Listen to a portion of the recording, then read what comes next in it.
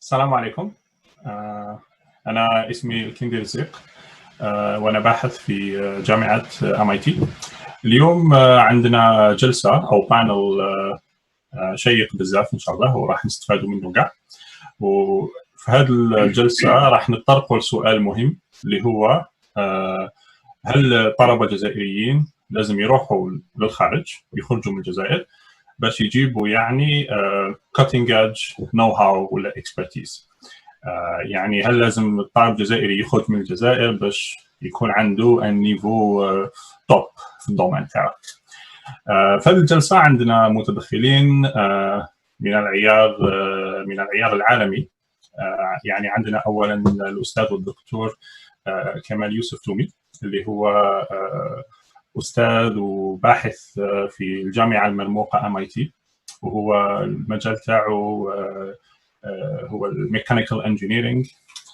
وعندنا معنا ثاني كيرت نيوتن، وكيرت نيوتن هو المدير تاع برنامج MIT OpenCourseWare، وهذه المنصة يعني اللي تم إنشائها يعني منذ أكثر من 10 سنوات من طرف جامعة MIT باش طلبة من كل أنحاء العالم يكون عندهم free access MIT classes يعني and wherever they are يعني.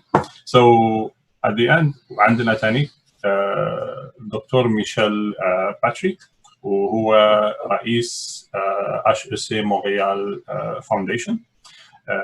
HEC مونريال هي جامعة مرموقة في كندا، وهو كان رئيس سابق لها، وهو أيضا كان أستاذ في هذه الجامعة. دونك هادو هما المتدخلين تاعنا في الجلسة اليوم، وراح إن شاء الله نستفادوا من نظرة تاعهم لهذا الموضوع اللي حكينا عليه، اللي هو اسكو الطلبة في الجزائر يعني لازم يخرجوا باش يجيبوا cutting edge expertise، ولا هل فيه طرق وين الطالب يقدر يريح في الجزائر ويقدر يجيب cutting edge expertise عن طريق يعني المنصات هذه الافتراضية اللي نقدروا نستفادوا منها ونتعلموا منها كورسات بلا ما لازم نخرجوا من بلادنا تاعنا. دونك دوكا هذا البانل كلها راح تكون بالانجليزيه، راح نحاول يعني احيانا ندير ترجمه بالدرجه تاع بعض النقاط اللي راح يقدموهم المتدخلين تاعنا. دونك دوكا راح نخلي كل واحد من المتدخلين يقدم روحه very briefly يعني بطريقه مختصره، وبعد ان شاء الله نروح نشوف البرزنتيشنز تاعهم. So right now yeah, we would like every panelist to present themselves briefly. So first off, we'll go with Professor Kamal Tomi. Yeah, you can talk. Yes, thank you Kendi, and I'm very happy to be here.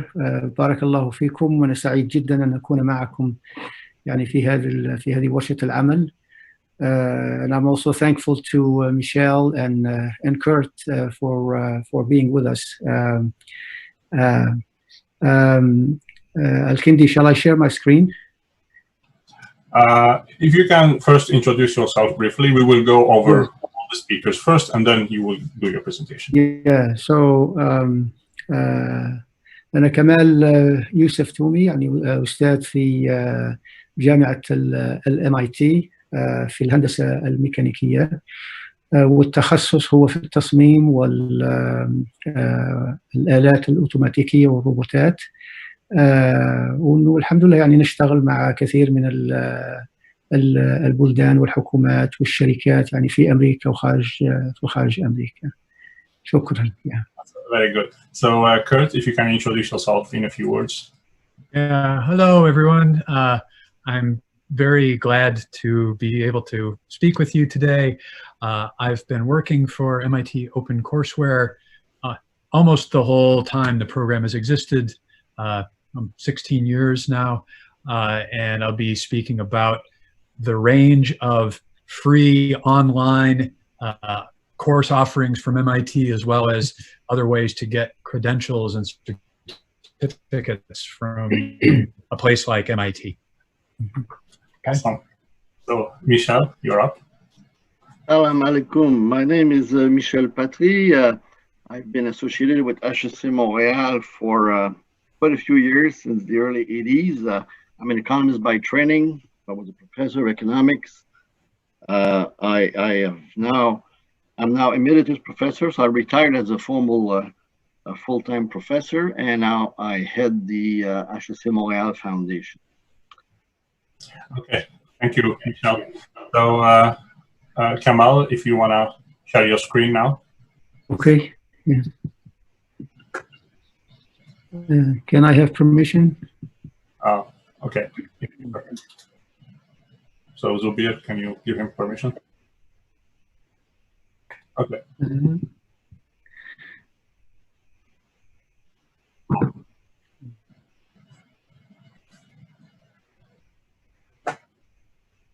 Yeah.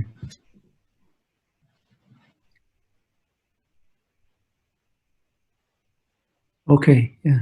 Let me screen.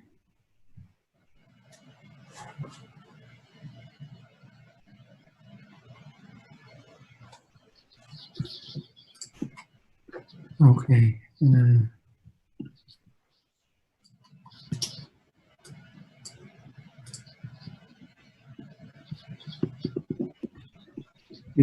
Sorry about it.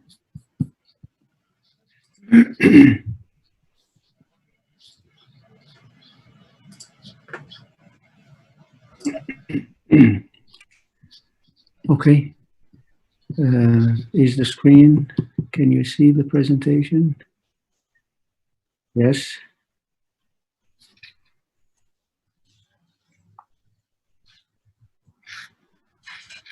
Okay. Put this in here. Yeah. Okay. بسم الله الرحمن الرحيم. السلام عليكم ورحمة الله وبركاته.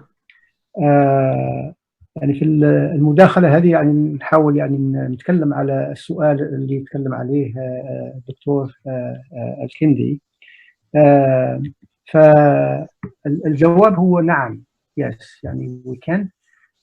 لكن فيها a big but. لكن الشيء الأول يعني فيها حاجات اللي هي يعني requirements أو كيف نسمي requirement يعني الحاجات اللازمة حتى يقدر يعني الطلاب الجزائريين والأساتذة والباحثين في الجزائر وغيرهم حتى يعني أصحاب البزنس يعني يقدروا يديروا يعني يكونوا أرواحهم يكونوا أنفسهم يزيدوا يطوروا في العلم بتاعهم وفي الخبرات بتاعهم. فراح نتكلم إن شاء الله على بعض النقط المهمة اللي في هذا المجال. الشيء الأول هو يعني to redefine and rebuild the Algerian university system، يعني إعادة بناء الجامعات والنظام الجامعي في الجزائر، لأنه هذا الجامعة تلعب دور كبير يعني في تطور الإنسان وفي تطور البلدان. ففي النقطة هذه الجامعة هي كذلك هي يعني جوهر كل المؤسسات في أي دولة. أوكي. فالصورة هذه اللي تشوفوا فيها هي صورة MIT يعني Engineering Library اللي تشوفوها، وقدام هذا المكتبة هي the Great Court.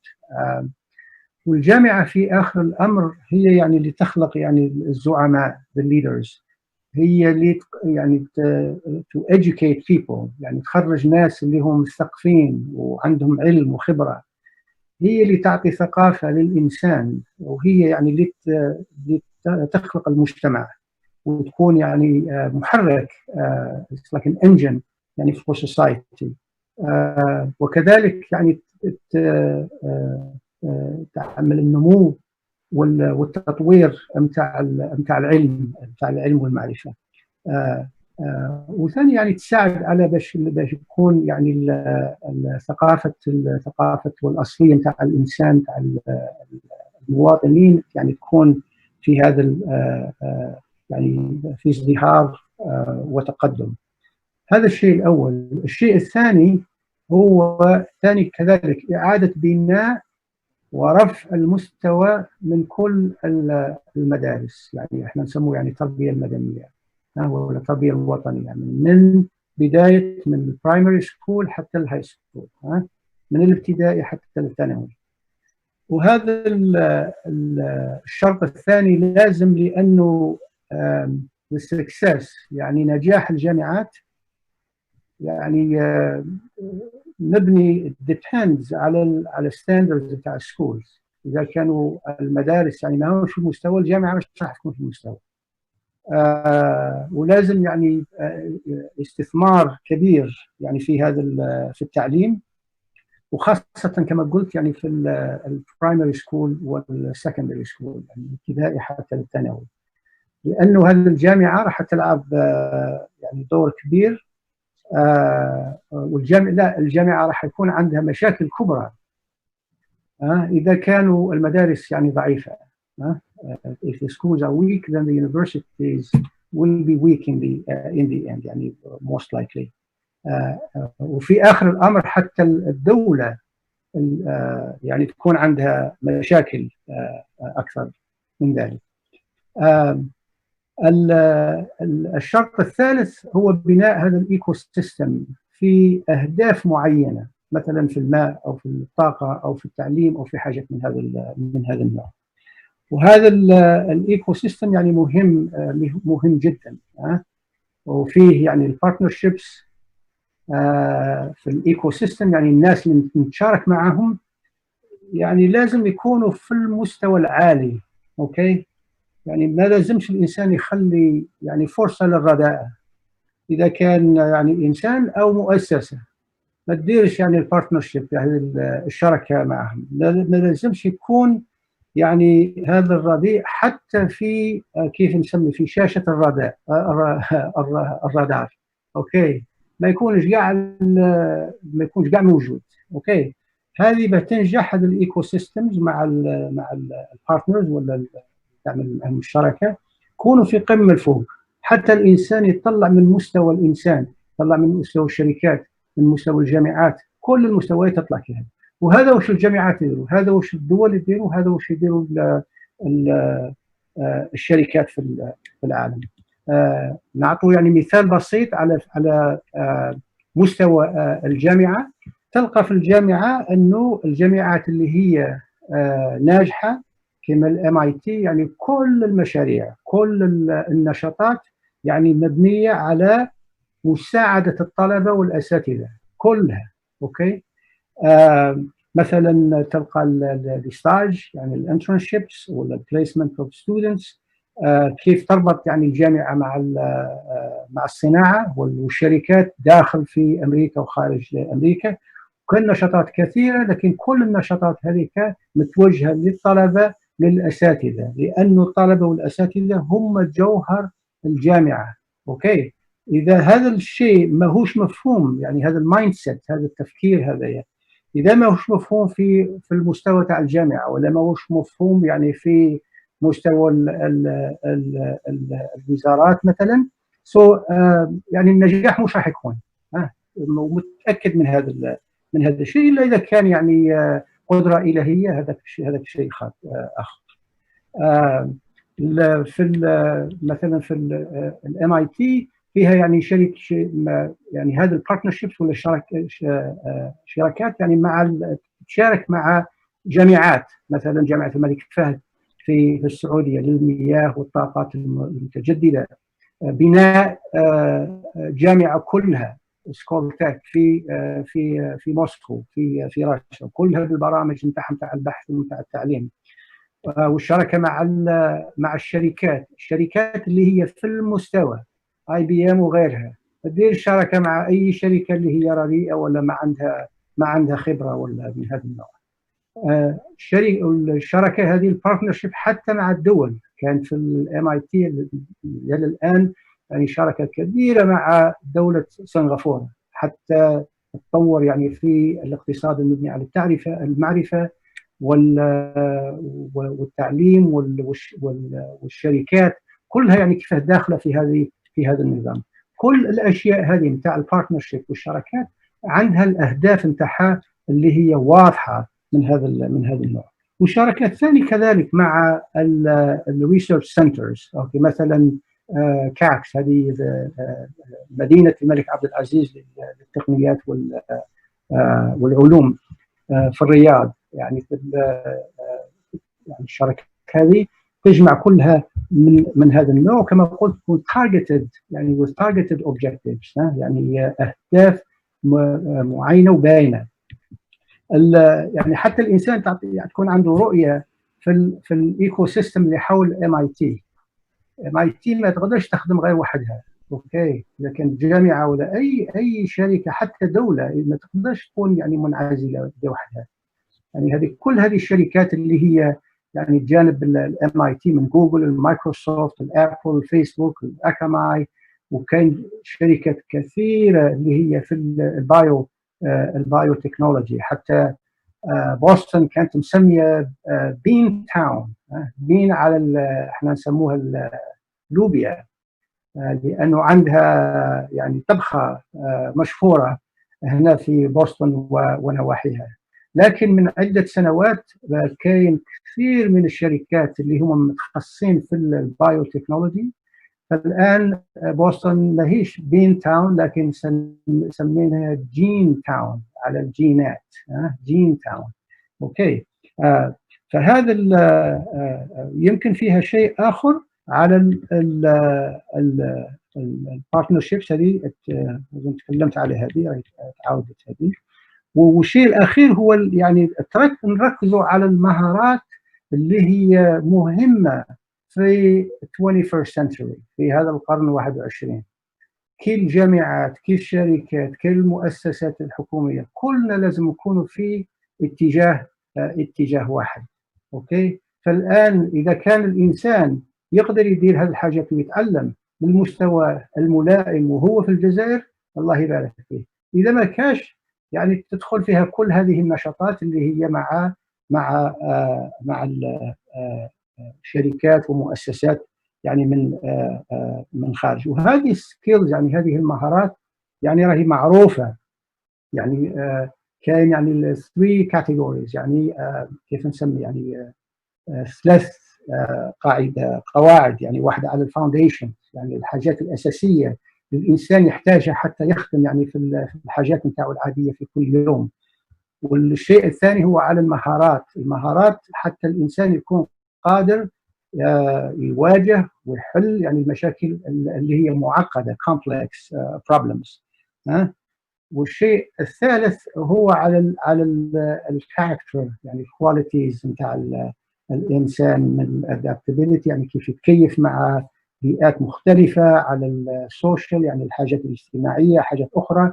والMIT زادت يعني لهذه الاشياء الترو فاليوز، يعني هي القيم الحقيقيه. الانسان يكون يعني صادق، يكون يعني كل هذه الاخلاق اللي احنا يعني كيف نسمي ناكدوا عليها في التربيه نتاعنا في الدين وفي الاصل نتاعنا في الجزائر. يعني هذه هي يعني الاشياء المهمه.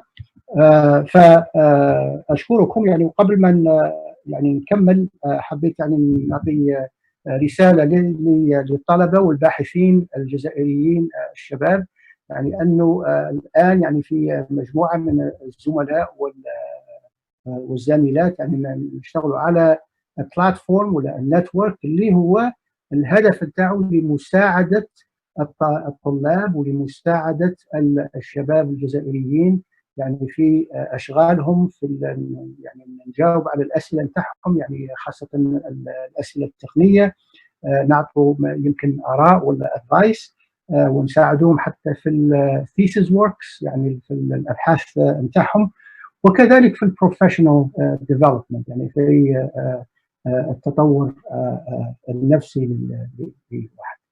بارك الله فيكم وشكرا جزيلا، والسلام عليكم ورحمه الله وبركاته. شكرا استاذ كمال. يعني لا بريزونطاسيون كانت بزاف مفيده. ويعني اظن يعني الفكره اللي جبتها يعني الفكره العامه هي انه you need the ecosystem. يعني you cannot just focus on one thing or two. Everything is connected, and you need to take care of elementary schools. You need to take care of all your educational institutions to be able to be quality universities. So right now we're going to move on to Kurt. So you may share your screen.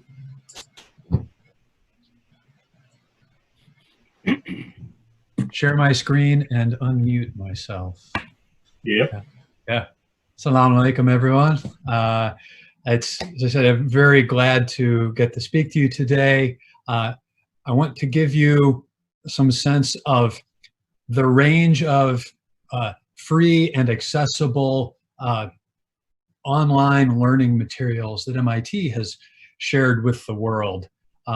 We provide these materials in the spirit of MIT, and as long many other universities like MIT, whose core mission is to really advance knowledge around the world and to share that knowledge as freely as we possibly can. And I applaud, I appreciate your interest in continuing to learn in as many ways and as much as we all possibly can. I'll start with MIT OpenCourseWare, which was founded nearly 20 years ago in response to how should MIT respond to the growth of the internet? How might this change education? And the decision was made at that time. It was a brave and a little bit radical idea to just give the materials away and let's see what happens. The goal was to share materials from across the MIT curriculum and license it openly so that people can download, remix, reuse those materials for any purposes that they want. We expected that most of the users would be educators using the syllabi, the lecture notes, the problem sets in their own teaching. And we were amazed at how much independent learners, curious people from around the world, and students at all different levels were coming to the site. So at this point, here, nearly 20 years later, MIT OpenCourseWare has materials from over 2,500 courses, 2,500 courses on our live website. And it truly spans the entire MIT curriculum, from the most basic undergraduate subjects to the most advanced, graduate treatments of many of these subjects.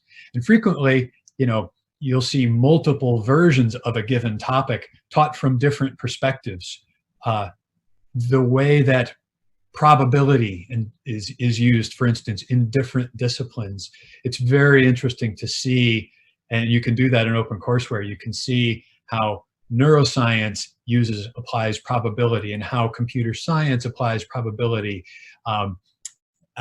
It's all there within OpenCourseWare. A couple of other things to know about the OpenCourseWare model. We say that knowledge is your reward for using OpenCourseWare. We don't offer certificates or any kind of credit for using these materials. We share the materials and you do with them as much or as little as makes sense for you. Your learning with OpenCourseWare is self-paced, self-directed. I know many people find personal study groups that they can work with on these things. They find other ways to work together, but we don't include that as part of the website experience. I mentioned the open license, and that's really important part of OpenCourseWare. Not only is it free for you to access online, but you can download it. There are zip files that contain all the materials for each MIT OpenCourseWare course that you can download, carry with you, use offline, remix, edit, and adapt consistent with the terms of that license. We love the advanced learning environments that people are creating. with good, online connectivity. It's amazing, but we know that not everybody has that, not all the time. So it's very important to us to be able to provide these materials in the most transferable way that you can carry it with you across all your devices, and it works well. I would also mention that we have many lecture videos as part of the OpenCourseWare collection, and we share those out on YouTube as well as on the OpenCourseWare site. I'm going to jump over here for a minute to the live OpenCourseWare site just to give a better flavor for what is there. So on OpenCourseWare, as I said, we've got 2,500 courses. There's a lot of material here. Different ways to find courses you can get to through the Find Courses by Topic, for instance. I imagine that many in the audience here may be interested in, for instance, what's happening in machine learning and artificial intelligence. You'll find that under the computer science topic, say artificial intelligence. And here's a list of all of the courses that we have dealing with artificial intelligence. That's a long list of things. If you specifically want video lectures on artificial intelligence, you can select this filter. We don't have video for anywhere near all of our courses. The primary goal was to represent the whole curriculum. So most courses on OpenCourseWare are kind of text-based, syllabus, notes, reading list, and problem sets. And about 200 of the courses have a lot of video.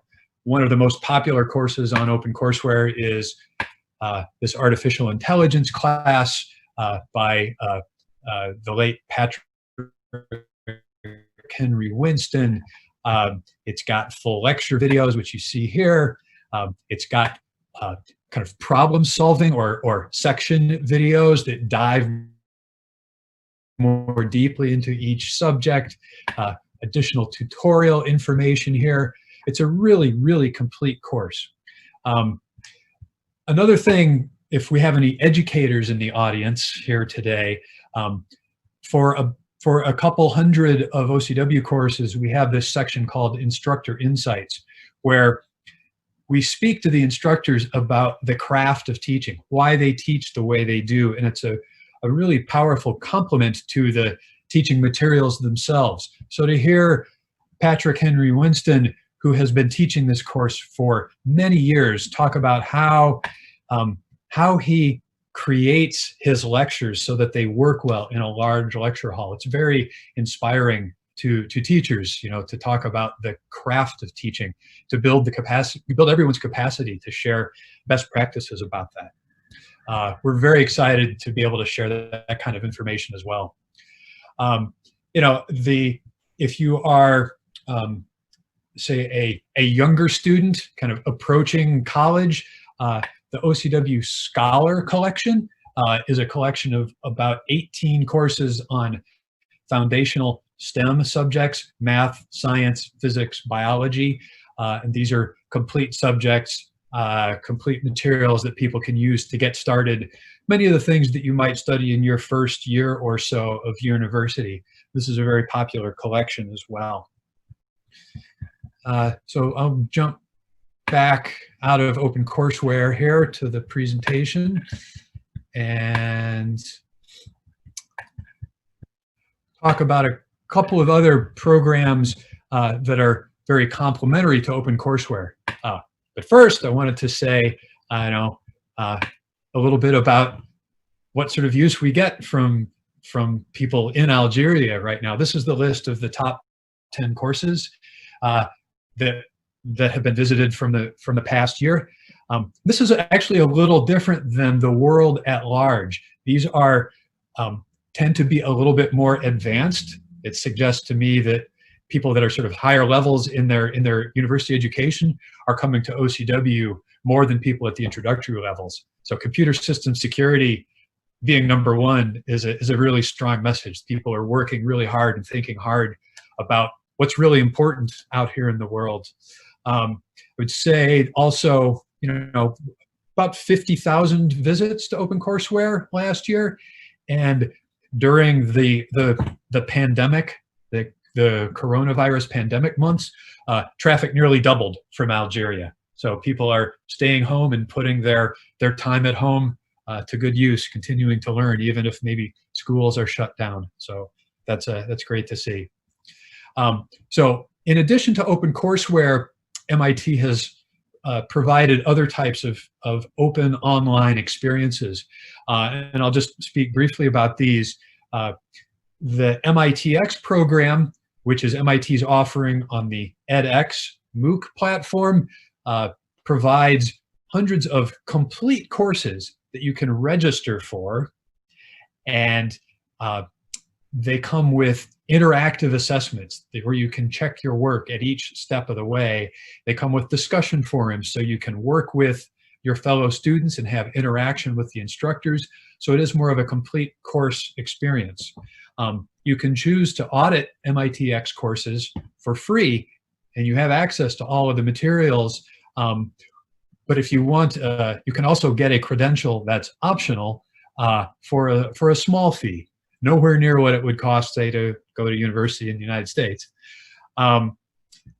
There are different ways to package these individual MITx courses together. One of the most interesting ways is in this MicroMasters program, which is, you can think of it as like the first term, the first semester of a master's degree, 4 to 6 courses usually, and you can take them individually, but you can also get a credential for the entire program and carry that around, and that's very interesting both to potential employers, and you can also use it in application to a full residential master program at MIT and also many other universities, a growing number of universities around the world.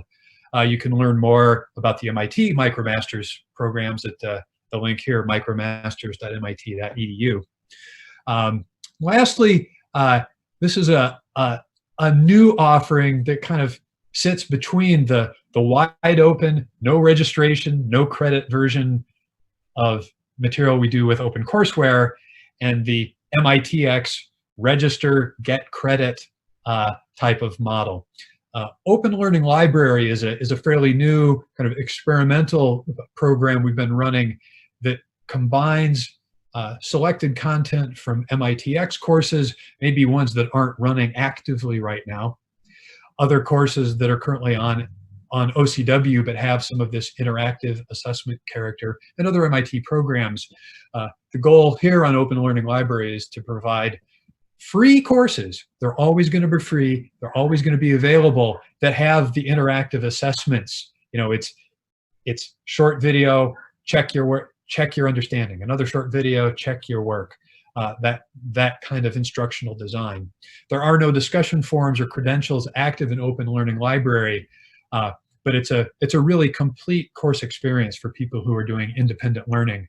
And I'll highlight, there's a great Introduction to Machine Learning course that we've been trying to get on OpenCourseWare for many years, trying to get an MITx for many years. Well, this is where it showed up now. And I know machine learning is one of the most important topics out there in the world right now. This is the place to go to get open access to MIT's teaching about Introduction to Machine Learning. I thank you for your attention and look forward to the discussion later. Thank you.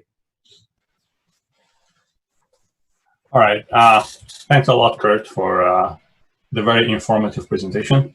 There are many things. I thought I knew all about OpenCourseWare, but after looking at your presentation, I realized there are many things that have changed, and I learned a lot. I didn't know that now we have MIT has EDX courses available for people to take, and I didn't know that they have started a MicroMasters program that you can take fully online. That's quite amazing. Yeah. So now I'm just gonna summarize a little bit what you said to our audience in Arabic, just to give them the gist of what you said. دونك فوالا دونك كيرت حكى لنا على منصه MIT OpenCourseWare، ولو كان تروحوا دوكا جوجل تكتبوا MIT OpenCourseWare راح يخرج لكم الويب سايت تاعها، ولا تقدروا تجوش تابيو ocw.mit.edu باش تدخلوا لها. المهم هذه المنصه فيها اكثر من 2500 كورس تاع MIT مجانا لكل الناس، يقدروا يشوفوا الكورسات هذه، يشوفوا الفيديو تاع الليكتشرز يعني تاع الكور تاع كاع هاد لي كور، وكل هذا يعني بطريقه مجانيه ومفتوحه للجميع، وتقدر تتعلم على حسب الريتم نتاعك انت، يعني ماشي لازم عندك ديدلاينز مثلا باش تسلم بعض الواجبات ولا لا، يعني انت تعلم كيما حبيت تتعلم كورس في شهر ولا حبيت تعلمه في عامين doesn't matter.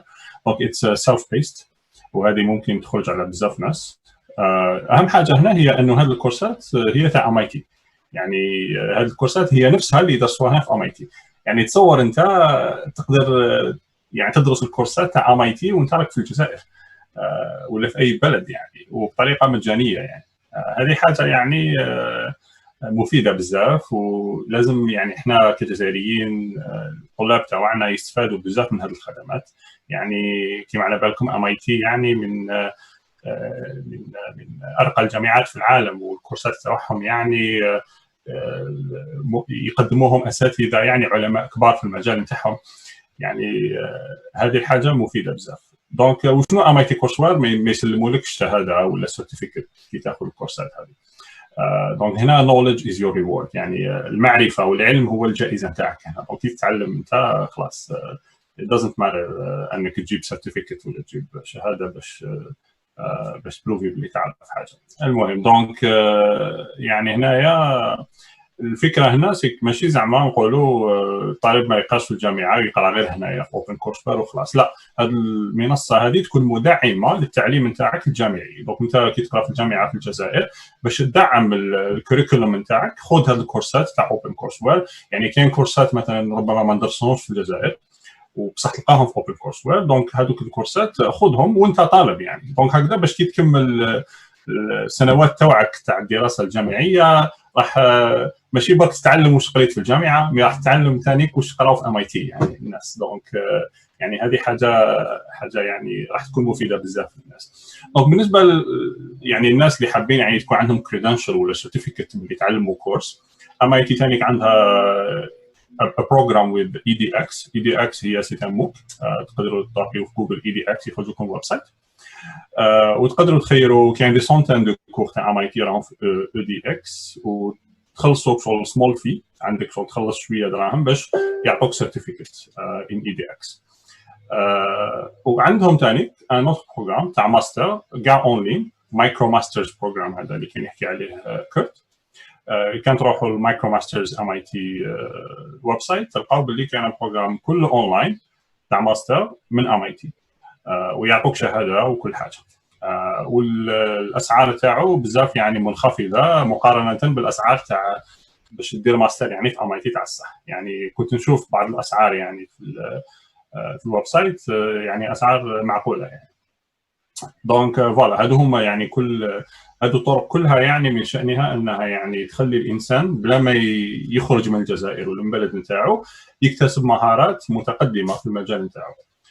يعني الحمد لله هذه الامور ما كانتش اكزيستي مثلا 30 سنه من قبل ولا ما دوكا كل المعرفه راهي عندك وبالمجان كاع لو كان تحب. دونك فوالا هذه كانت سمري ولا كان ملخص الوش قال كيرت. So right now we're gonna move on to Michelle, who will present a few slides. So I'm going to share my screen. Right. So.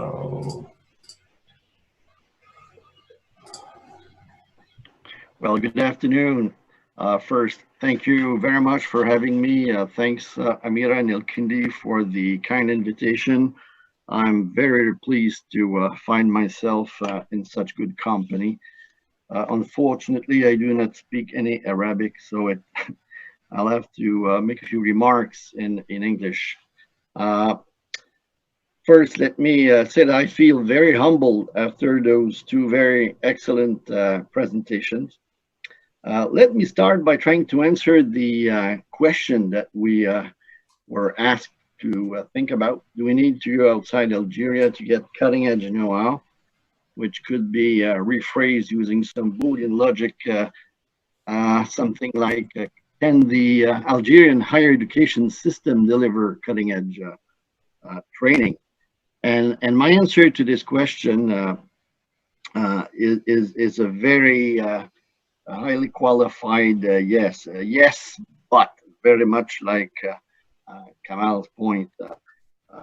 And Kamal knows a lot more about the education system in Algeria, so I'm comforted by that. So maybe a few words to begin with about my own perspective. I'm not an expert on Algerian education. I just happen to have been associated with HEC Montréal, which is a business school, Canadian, the oldest Canadian business school. And HEC Montréal has had a presence and has been active in Algeria for over 40 years. In the early 70s, HEC was involved in various programs. It helped set up the INPED. Then we worked with a number of firms in the energy sector with Sonatrach, Sonelgaz, and some other organizations as well for many, many years, energy being one of our core competencies. More recently, in the last 15, 20 years, we did more executive education in the private sector and with some other organizations like Civital and other organizations. And in the last 10 years or so, we've entered into some agreements with joint programs, agreement with business schools, and in particular with MDI in Algiers. So this is how I got to learn a bit about the Algerian higher education system, and that through all over those years, I got a feeling that there was a huge appetite for quality in Algeria. So my first slide, if I can come back to the first slide. So I'm an economist by training, so I try to see things, supply and demand. Those are few words about what I would consider to be fundamentals that would help us answer the question. On the demand side, of course, and you all know that there's a formidable growth in demand for higher education in Algeria, and this demand has been met with very significant investments in the whole educational system, and in particular in higher education. I think the number of students attending universities has been multiplied by 3 or 4 over the last 20 years. So there were significant efforts deployed to meet demand. Overall, I'd say this contributed to improve things, but the overall quality in terms of training is the big issue. And this in the face of a great appetite for quality education by a large number of Algerians. This is something that I could witness every time that I had the great opportunity to, in Algeria, I would meet with former alumni or parents or prospective students. They were looking for solutions. They were looking for quality education. Last point, in the university sector, over the last few months, there's been a lot of discussion about how COVID will impact on future trends and on the mobility of international students, and how distance learning may jump in and reduce the gap in a sense, and how mobility will decline. Yet I think after some short-term adjustments, mobility will remain an important factor, in particular for our education. So the question remains relevant for Algerian higher education. How can you deliver in Algeria a top quality education? and how can you compete somehow effectively with other sources of other suppliers. On the supply side, 3 or 4 things very quickly. First, I think one big asset that Algeria has is the impressive number of highly qualified Algerians. There's a huge talent pool of Algerians in Algeria, but abroad as well. And I think this pool has been largely untapped in a sense to help higher education institutions in Algeria. This is fascinating. You go to the United States, you go to Canada, you go to Europe, and you find highly and extremely competent and well-trained Algerians in all fields. And many of them would be quite willing to contribute and help in strengthening the higher education system in Algeria. The other thing which is quite clear, and from my standpoint, of course, and my standpoint is particular, I'm in the business education, business management area, there's increased competition. So the universities in Algeria, like almost everywhere in the world, are faced with an increased competition. Increased competition from national institutions, from foreign institutions operating in Algeria, and from foreign institutions operating internationally. And this will not change in the near future. So people have options. And this is a big challenge for the Algerian higher education sector to meet that competition. Of course, and as Kert's presentation has just demonstrated, there is a tremendous potential for innovation in delivery modes, and I won't develop that point. Kert did a great job in showing you some of the possibilities, but in particular in Africa and in Algeria, the e-learning, the blended learning, the mobile phone technologies allow for all sorts of innovations. My point, and I'll get back to it in a few minutes, is that technology is not really the issue. It's the governance, the organizational, the incentives that will make a difference. Finally, I think that this appetite for quality on the supply side is reflected in a huge potential for branding or signaling. The institutions, the schools, universities, colleges in Algeria will be in a position to signal quality, will reap enormous dividends in a sense. There's such an appetite, so it's really finding a way to communicate and signal the quality of the training. So next, I just want to offer my 5 cents as an economist and as a university administrator. How do you get all those innovations? I think there are many issues there, but one issue is that you would need more competition. You would need more incentivized and a more incentivized system. So 2 ways to look at it. First, you could look at the public universities in Algeria. Could they elevate their game to more effectively compete with other providers, be they the private universities, and there are quite a few now in Algeria, be they universities operating outside of Algeria or international universities operating in Algeria? I think that despite the major investments and efforts in modernizing higher education over the last 15, 20 years, yet the overall quality in programs has not improved very significantly. I'm not saying that there is no quality.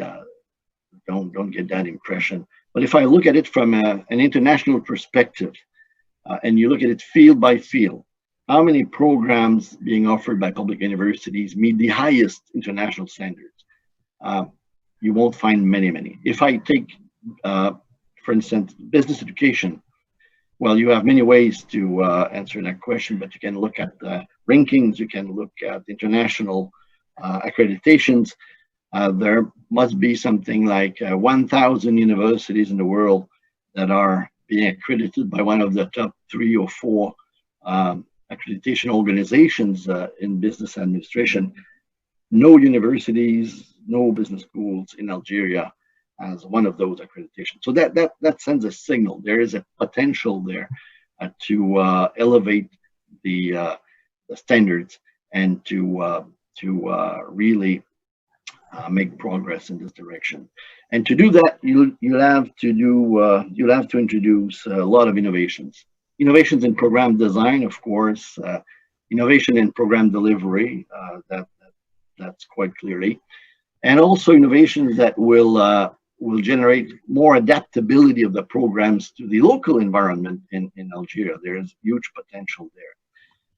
But those will require innovations in organization and governance. And that's the point I was making just a few minutes ago. Universities will be able to do that if they're incentivized and if they have the leeway to do that. And this is an organizational issue. It's not purely a financing issue. It's not purely a resource issue. It's not purely a technological issue. It's a governance issue.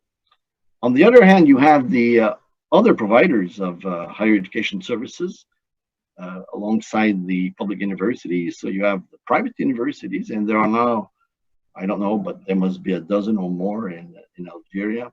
And I think that they can't do everything, but they certainly contribute in introducing innovations, in creating some competition, in elevating the level of education in some fields. And of course, you have the foreign universities operating in Algeria playing a role. So for Algeria, the trick would be to find how you can deploy some sort of an ecosystem in which you would have public universities, private universities, and foreign universities, and other parts of the system, as Kamala quite evidently illustrated, working together to generate an increasing level of quality in the offerings of universities.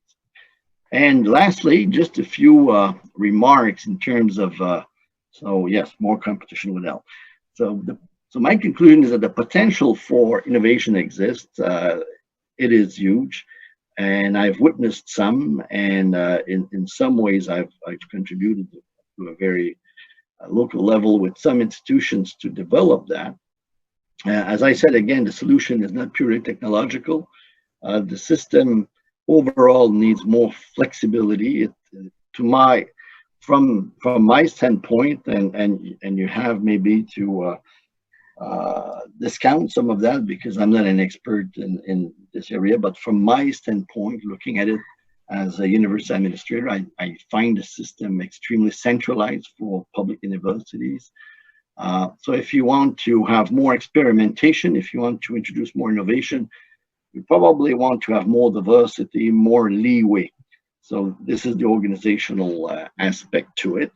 And sometimes looking back at what happened in other countries, my university was one of the first ones collaborating with Chinese universities in the 70s.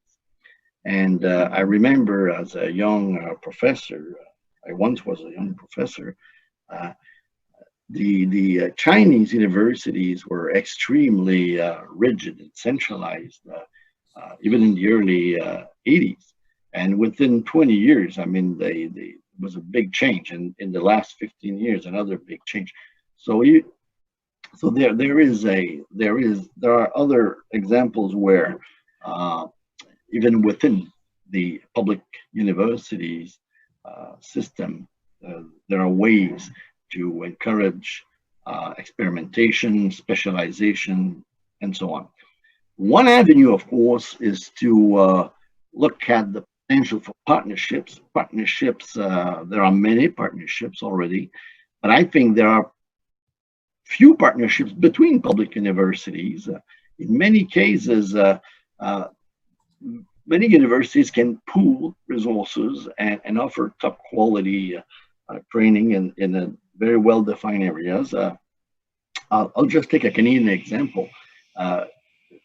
40 years ago, in Montreal, you had half a dozen or more universities. Many of them wanted to offer a PhD program in management and strategy.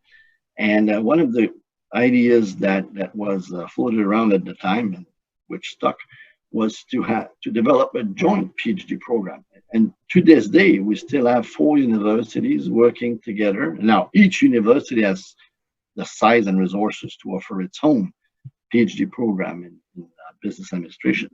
But the 4 universities are still working together. And but honestly, 30 years ago, it accelerated things tremendously to have 4 universities putting their resources together, their curriculum, all the resources together, human, financial, the possibility of students to move around and so on. So there's a lot of potential for partnerships between universities, also between public universities and international partners, other universities, but also other organizations, private or public.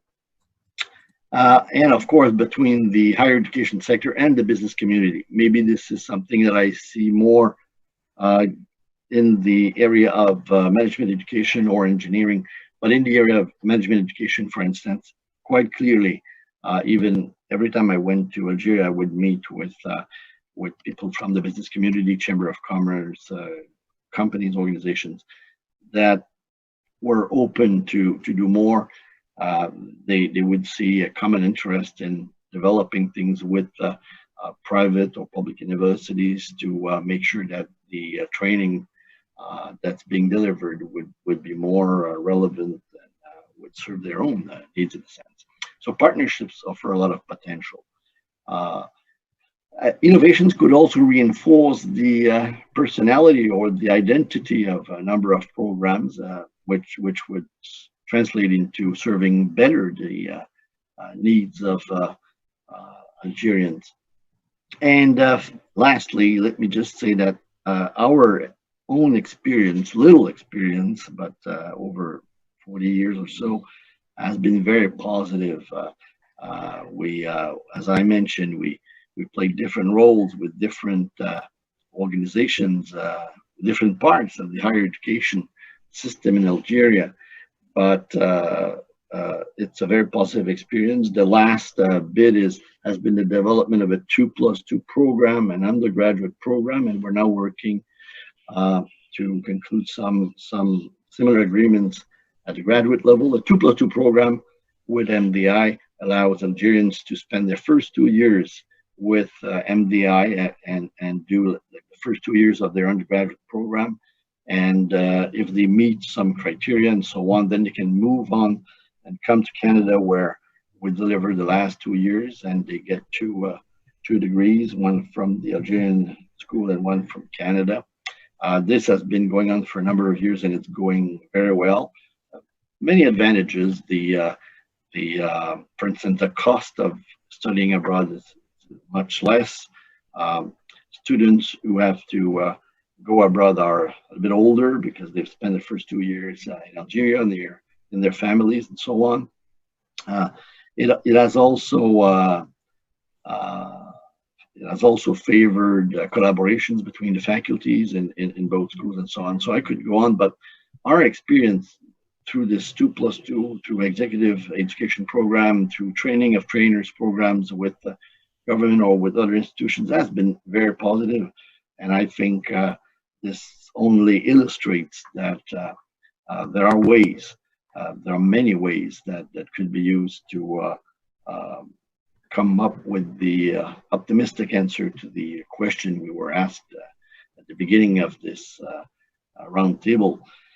So again, I think the answer is yes, but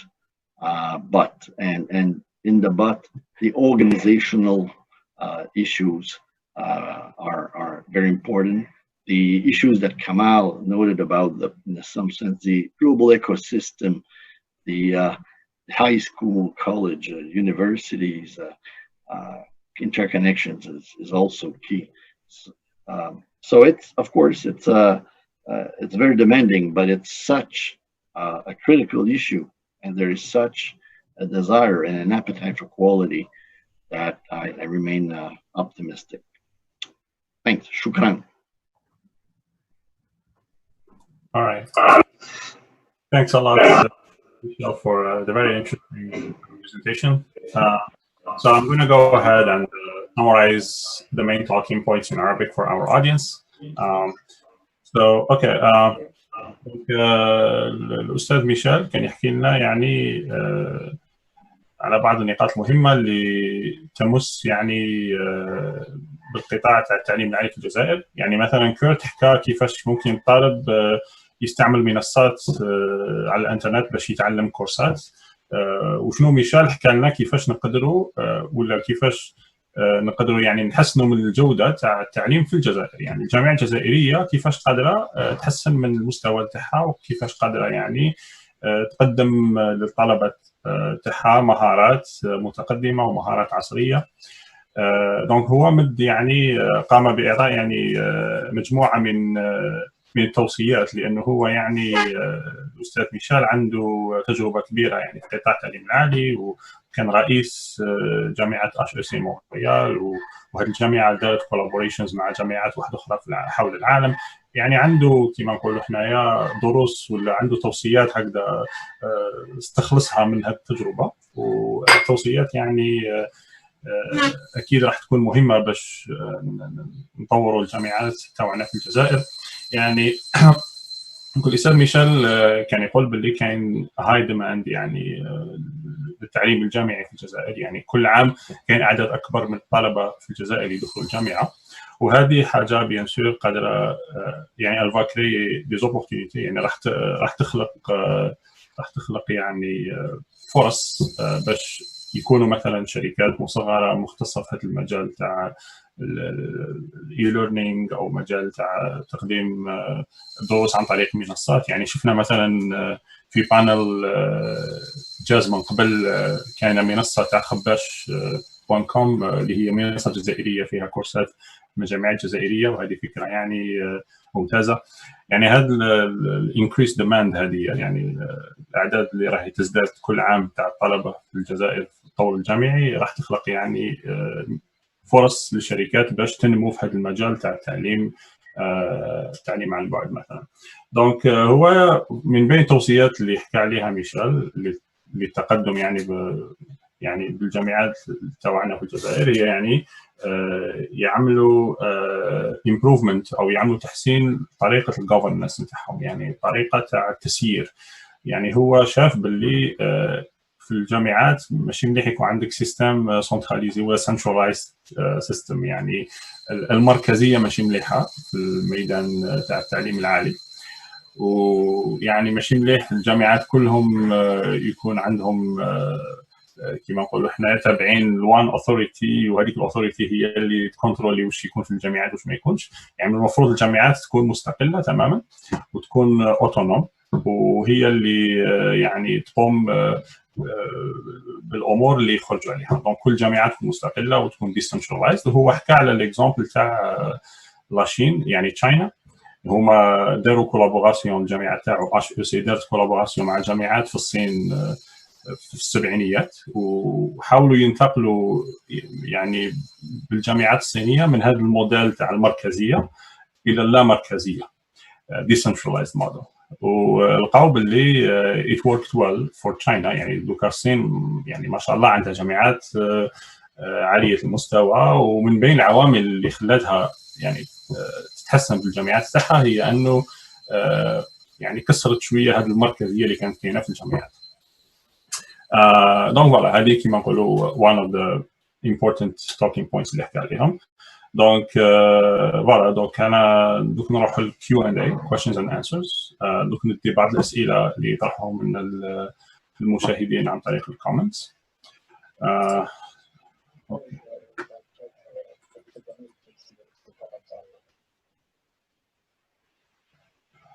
Sure, yeah. Donc عندنا الأستاذ كمال تومي. So Professor Kamal Toumi would like to comment on Michal's point on governance. So you can go ahead, Kamal. Yes, thank you, Al-Kindi. Michal, thank you for bringing this up, the issue of governance. it's very, very, very important, and it is the heart of success. Any nation that does not have the proper governance,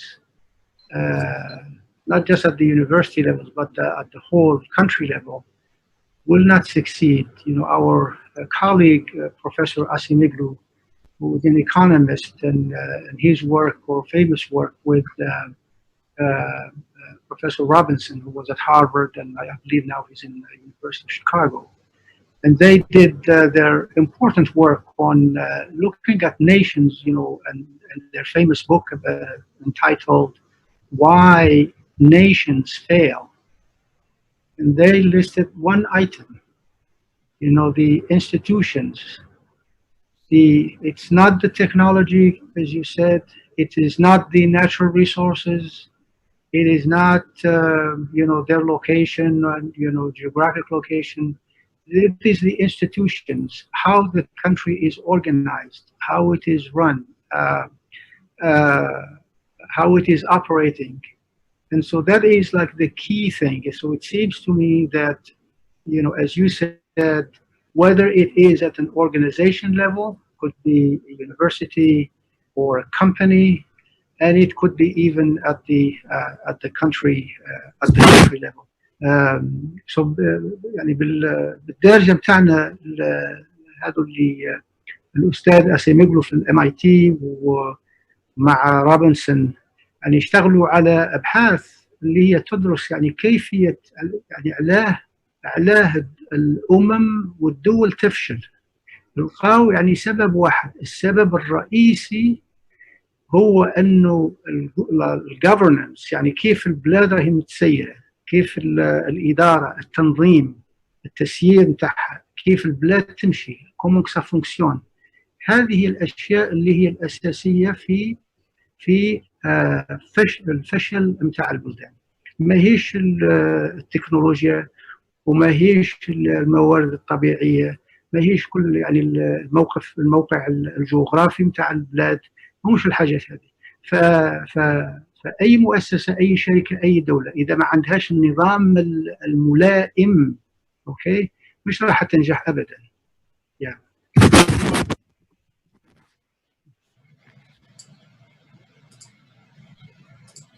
Yeah, that was a great comment, Kamal.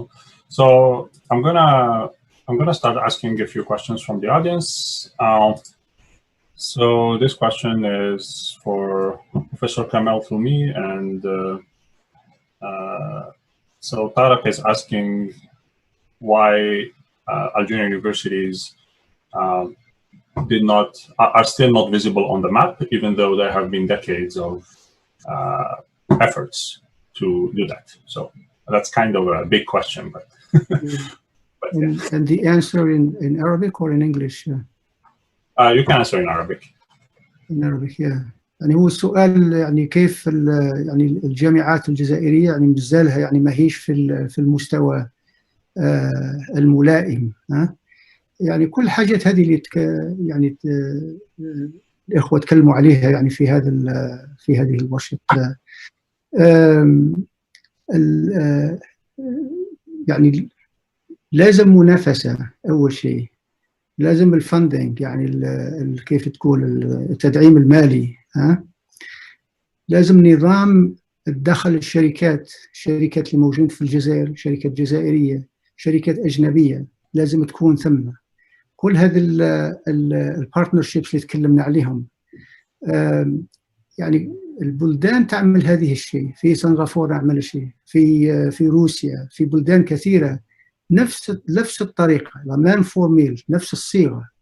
أوكي، فالجزائر عندها كل المكونات، لكن هذا النظام يعني لازم يساعد هذه الأشياء، وتكون عنده الهدف أنه مثلا جامعة بجاية راح تكون يعني في المستوى كذا وكذا، ولا جامعة وهران ولا جامعة عنابة. أوكي، وتخلي الأوتونومي هذه، يعني الاندبندنس الجامعة. احنا في 93 in 1993 we talked about these issues في الصيف. أوكي، وكانت الحالة يعني ماهوش يعني وقت مناسب، يعني كانت الانكريز اللي كان عندنا في الجزائر، هذه الاعوام السوداء اللي كانت موجوده، وتلاقينا في الصيف وتكلمنا على هذه الاشياء. فلا، التغيير هذا والادابتيشن يعني لازم تكون وبسرعه وتتكيف يعني مع العالم، مع الاسواق العالميه. يعني ما نبقاش يعني في موديل واحد وهذاك الموديل غير هو تعود فيه، يعني ما هوش. فهذه يعني part of the answer، يعني بعض من الجواب. وشكرا. Yeah. All right. So this question is for Kurt, and we have someone asking, how are all the courses, like the experience of taking the courses online, is it gonna be kind of comparable to the in-person experience, especially for courses that require a lot of hands-on work? So how do these courses fit into this framework? That is an excellent and very important question. It will vary from course to course. People are working very hard to make online courses the best possible reflection that they can, but given the state of technology and teaching practice and our ability to make investments, some courses work better online than others do. The materials that are shared on OpenCourseWare are almost all, this is material that was used in the classroom in a face-to-face session. We put it online for you, not really adapted for online. We make it as good as we can, given that's where we start from. The MITx courses, the MOOCs, the MicroMasters, are built from the ground up more for this online environment. And so they're going to do a better job. And people are doing, continuing to innovate, try to figure out ways to have the interactions that people have with each other, the nature of the assignments and the projects work and the feedback get better and better. Discussion-oriented classes are hard to do with a global asynchronous audience, but people are working on it. Meanwhile, courses that have a lot of programming assignments that can be validated and so forth work relatively a little better. So I'll stop there. Yeah. All right. Yeah, that's a good question. Yeah, you're right. I have taught a few online classes myself when I was at Purdue, and yeah, sometimes we kind of struggle to provide the same in-person experience remotely, and it gets challenging at times. But yeah, now we are seeing more and more tools that support online teaching, and hopefully in a few years, online teaching might be, the same as in-person teaching. So hopefully we will get there. Yeah.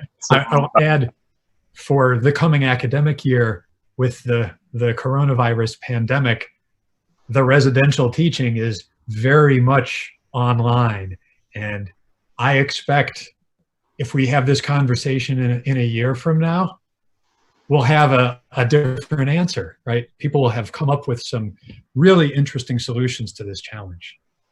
Yeah, absolutely. Yeah, well, yeah, we hope that something good will come out of it after all. So, so this question is for Michelle and for all the panelists, really.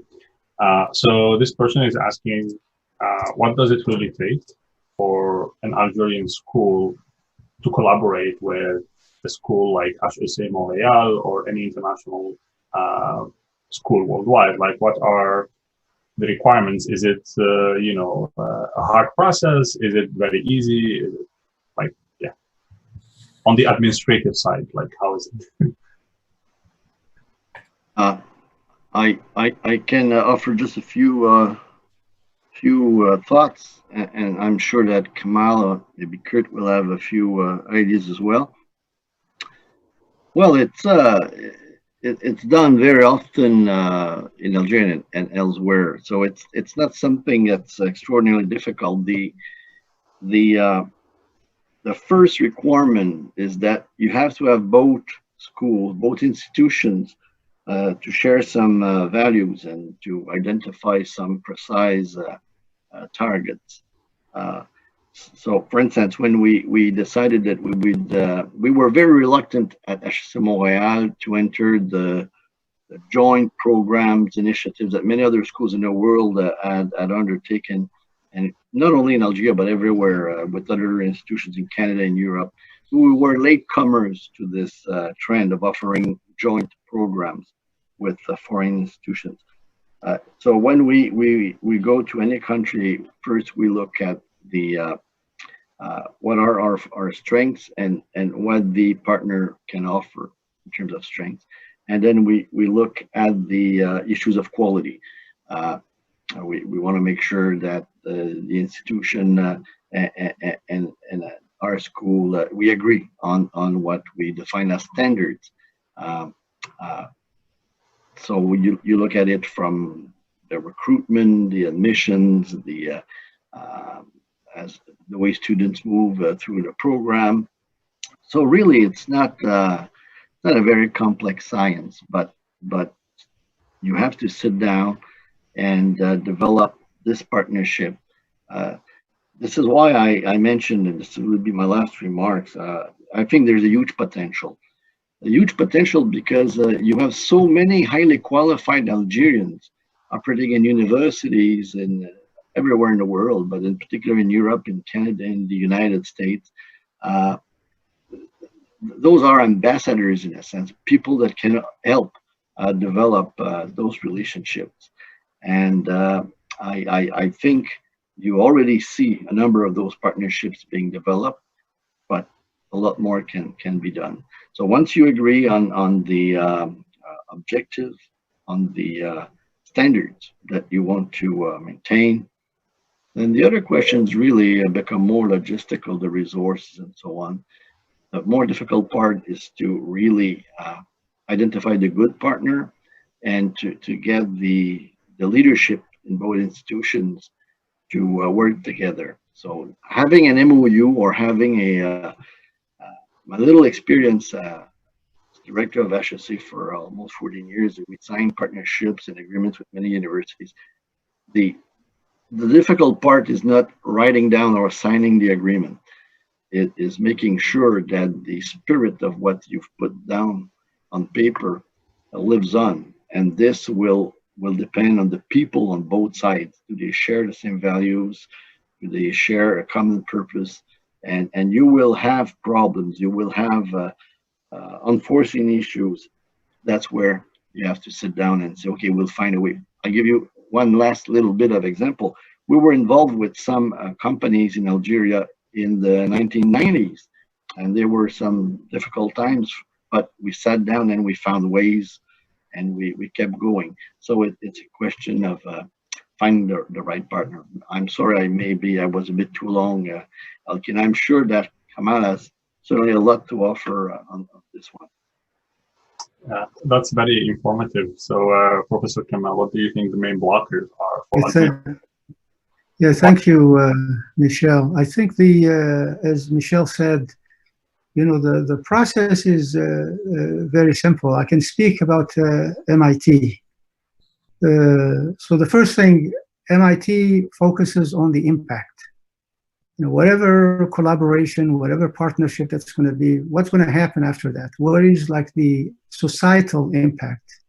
Okay, MIT تركز أولاً على الامباكت للمجتمع. مش راح يكون هذا يعني بعد هذا الشراكة مع جامعة ولا غيرها. الشيء الأول وكيف البارتنر هذا يعني المشارك هذا كيف راح يستفاد. مثلا إذا كان شراكة بين MIT وجامعة مثلا عنابة، MIT تسأل تقول يعني how is the University of Annaba is going to benefit from all this, and then beyond that university. So this is the first thing is on the impact, يعني الأشياء الفعالية للمجتمع. The second thing, as Michelle mentioned, is like the focus. What is this about? Okay, I'll give an example. So the partnership that we did with the university, KFUPM, King Fahd University of Petroleum and Minerals in Saudi Arabia. So it was focused on clean water and clean energy. هذا الشراكة مع جامعة الملك فهد في الظهران في السعودية كانت على تحلية المياه والطاقات المتجددة. والبرنامج هذا كان تقريبا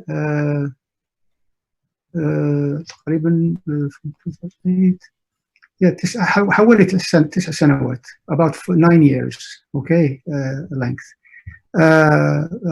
في سنغافورة مشروع طويل, another long program with Singapore, and it was all about the education, the research and development, the companies and everything that goes with it, and the technologies for the economies that are based on knowledge. كل الأشغال اللي عملناها معها في سنغافورة في مدة طويلة كانت كيف يعني تزيد تطلع من سنغافورة الاقتصاد متاعها المبني على المعرفة. اوكي, فيها الاوبجكتيف. ومع قطر يعني او الكندي نظن كان موجود يعني في هذاك السنتر اللي خلاص يعني, لكن كان المده بتاعه حوالي 7 سنوات, وكان مركز كلها على الكمبيوتر ساينس والاي اي. اوكي, so this is another project. So the focus plays an important role. But I also would like to mention that I've tried for the last many years to set up something with MIT, at least 3 big, collaborations with الجزائر. يعني 3 شراكات كبيرة مع الجزائر بين MIT والجزائر. اللي يرفض ماهوش MIT, الجزائر اللي رفضت. ممكن نقول الجزائر, ما نقولش يعني الجزائر كلها. يعني بعض الناس اللي هم يعني مشينا في كل برنامج يعني عدة سنوات, وفي آخر الأمر ما كان في حتى حاجة. يعني if you want to see يعني how many companies or entities or governments that want to do collaboration with MIT so that they can produce يعني energy in their environment with the students, with the faculty, with the researchers, and bring some dynamics, in the environment and competition, that Michelle spoke about earlier. Yeah, so we couldn't do that. I don't know why, even though عملنا كل هذه الأشياء في بلدان أخرى, we've done it in many other places. Yeah, unfortunately. Thank you. فعلا كما قال الأستاذ, يعني بزاف دول دوكا فاقت باللي الاقتصاد تاعها لازم ما يكونش مرتكز على المحروقات ولا على الناتشورال ريسورسز, وحبت يعني تبدل هذا الموديل وتروح الاقتصاد بازي سور المعرفه, يعني نوليدج. ويعني كما قطر وسنغافوره يعني من بين البلدان اللي ساعدهم الاستاذ تومي باش يديروا هذا الموف يعني, وان شاء الله في الجزائر يعني we will make this move one day. So yeah, Kurt, if you wanted to add something here. I don't have much to add. I have not been directly personally involved in these sort of partnerships and like official collaborations. My sense is there are many aspects that are brought into it. I know that my organization, my home organization, MIT Open Learning, has done a few things specifically around building this kind of capacity. For instance, there's been a pilot program on the data science micromasters, carrying that into a university in Uruguay to sort of help them build capacity to teach this program there, and using that micromasters curriculum as the starting point. There are things like that that get done. I was not in the room to set that up. I don't really know what it takes, but I do know that it does happen, and MIT is very interested in overall in finding ways to do those kind of partnerships in an intelligent way. Yeah, awesome. Great. So yeah, يعني حبيت نزيد حاجه برك على القضيه هذه تاع كيف يكون الاقتصاد تاعك بازي سور عفسه ريسورس مثلا على المحروقات, وكيف يكون بازي على المعرفه. يعني المحروقات محدوده, يعني عندك X amount of oil in your country, بصح المعرفة is infinite. يعني كي يكون عندك اقتصاد based on something infinite راح bien sûr يكون اقتصاد مستدام وطويل المدى. فهذه حاجة ثانية حبيت نضيفها. Anyways, donc Kindi, sorry to interrupt if you don't mind. Sure. You know, the people who study with the, not just people, هذا economists and people experts in political science and so on. So الموارد الطبيعية, the natural resources, they say play only 10% in the success of a country. Only 10%. The other thing about the institutions, the governance and function and operations and all that, at least 70%. Okay, some of them say 75%. So now, if someone has to invest, do you invest in the 10%? And many countries have been doing that, unfortunately. Or do you invest in the 75%? Okay, I think the logic is clear, you know, where one should invest. Yeah, I agree. That's a great point. Governance is key, and we hope that Algeria will get better in that aspect. So yeah, I have here a question which says, how can the students participate in improving the quality of their home institutions or home universities? So we talked mainly about how, you know, the governance could improve that. We talked about partnerships, and all of these are important ingredients in improving the quality of the university. But how can students participate in that? So anybody can answer.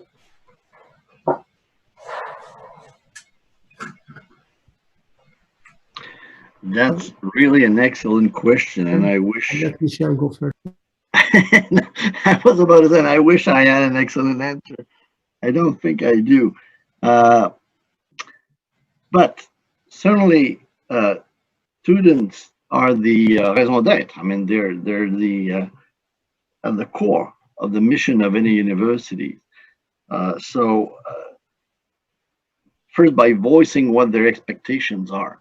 And now students, because of the technology, because of open courses like MIT, have access to extraordinary resources. So you have as I look at them as a sort of the customer or the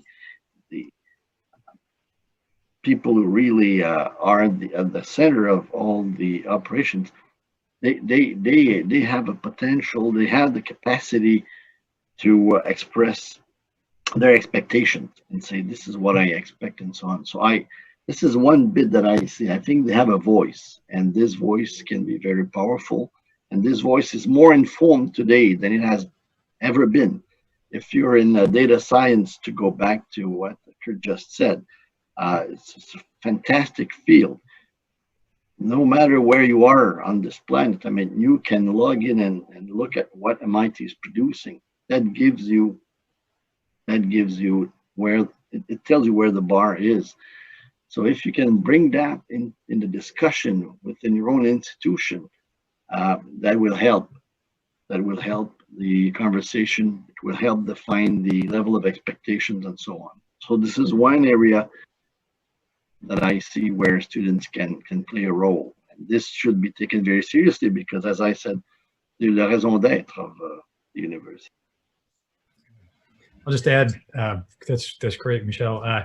We've heard stories from students who've found, you know, open materials online from platforms like OpenCourseWare to address something they've been struggling with in their class, and they've been able to bring it into their classroom, share with their fellow students, share with the teachers. There's a very fundamental empowerment that happens when that material, that knowledge is shared freely.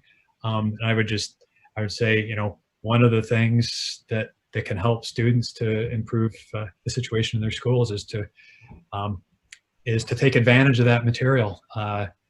There's a lot that can be done with it. It leaves a lot of initiative still to the students to figure out exactly how to work with it.